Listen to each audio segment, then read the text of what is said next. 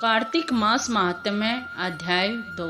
हरे कृष्णा, राधे राधे। आ गई हूँ आपके सामने नई वीडियो लेकर। आपको पता है कार्तिक का महीना लग गया है। कल मैंने आपको कार्तिक महात्म्य का पहला अध्याय का पाठ सुनाया था। आज मैं आपको कार्तिक महात्म्य के दूसरे अध्याय का पाठ सुना रही हूँ। चलो दोनों हाथ उठाकर बोलते हैं जय जय श्री राधे, जय जय श्री राधे। कार्तिक महात्म्य अध्याय 2। भगवान श्री कृष्ण आगे बोले, हे प्रिय, जब गुणवंती को राक्षसों द्वारा अपने पति एवं पिता के मारे जाने का समाचार मिला तो वह विलाप करने लगी। हा नाथ, हा पिता, मुझको त्याग कर तुम कहाँ चले गए? मैं अकेली स्त्री तुम्हारे बिना अब क्या करूँगी? अब मेरे भोजन वस्त्र आदि की व्यवस्था कौन करेगा? घर में प्रेम पूर्वक मेरा पालन पोषण कौन करेगा?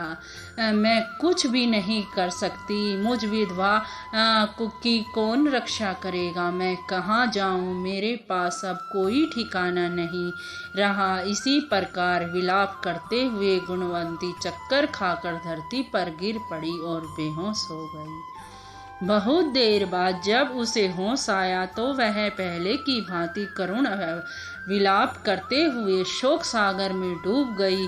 कुछ समय के पश्चात जब वह संभालती हुई उसे ध्यान आया कि पिता और पति की मृत्यु के बाद मुझे उनकी क्रिया भी करनी चाहिए जिनसे कि उनको गति हो सके। इसीलिए उसने अपने घर का सारा सामान बेच दिया। उससे प्राप्त धन से उसने अपने पिता एवं पति का श्राद्ध आदि कर्म करवाया। तत्पश्चात उसी नगरी में रहते हुए आठों पहर भगवान विष्णु की भक्ति करने लगी। उसने मृत्यु के बाद तक के नियम पूर्वक सभी एकादशियों का व्रत किया। कार्तिक के महीने में उपवास एवं व्रत किए। हे प्रिय, एकादशी और कार्तिक व्रत मुझे बहुत ही प्रिय है।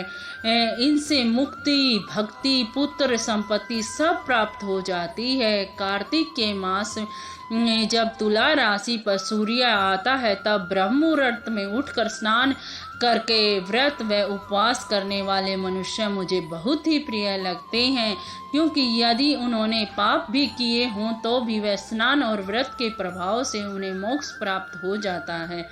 कार्तिक में स्नान, जागरण, दीपदान, तुलसी पौधे की रक्षा करने वाले मनुष्य को साक्षात भगवान विष्णु के समान हैं। कार्तिक मास में मंदिर में झाड़ू लगाने वाले, स्वास्तिक बनाने वाले तथा भगवान विष्णु की पूजा करने वाले मनुष्य जन्म मरण के चक्कर से छुटकारा पा जाते हैं। यह सुनकर गुणवंती भी प्रतिव्रत श्रद्धा पूर्वक कार्तिक का व्रत और भगवान विष्णु की पूजा करने लगी। हे प्रिय, एक बार उसको ज्वर आ गया और वह बहुत कमजोर भी हो गई थी। फिर वह किसी प्रकार गंगा स्नान के लिए चली गई। गंगा तक तो वह पहुंच गई, परंतु शीत के कारण वह बुरी तरह से कांप रही थी। इसी कारण वह शिथिल हो गई।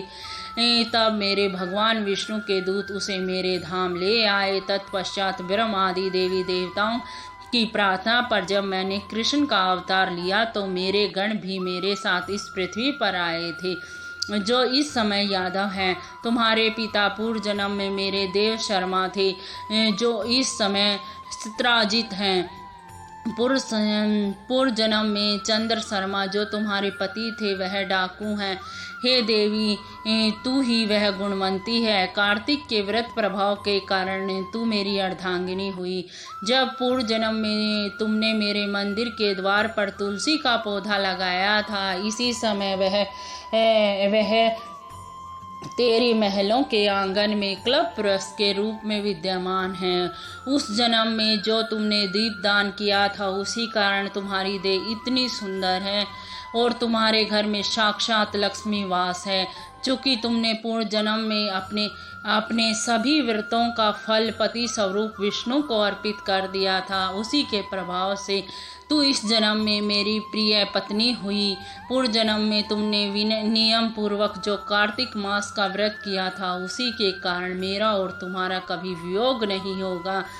इसी प्रकार कार्तिक मास में व्रत आदि करने वाले मनुष्य मुझे तुम्हारे समान प्रिय है। दूसरे जप तप यज्ञ दान आदि करने से प्राप्त फल कार्तिक मास में किए गए व्रत के फल से बहुत ही थोड़ा है।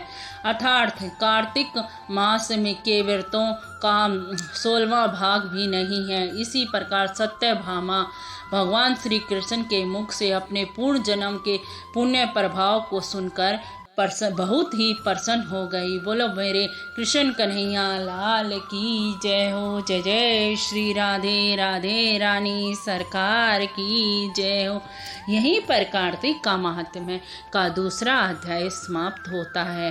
आप सभी से हाथ जोड़कर प्रार्थना है कि आपको जितना हो सके कार्तिक मास में पूजा पाठ दान पुण्य जरूर ही किया करो और हर समय महामंत्र का जाप करते रहा करो। हरे कृष्ण कृष्ण कृष्ण हरे हरे, हरे राम हो हरे राम राम राम हरे हरे। और कार्तिक का महात्म्य भी जरूर ही सुना करो। आप सभी से हाथ जोड़कर अनुरोध है मेरा, अगर आपको यह महात्म्य पसंद आया हो तो लाइक शेयर और कमेंट जरूर कर देना और सब्सक्राइब करना भी मत भूलना। जय जय श्री राधे। कल आपको तीसरे अध्याय का महात्म्य सुनाऊंगी। राधे राधे राधे राधे राधे राधे।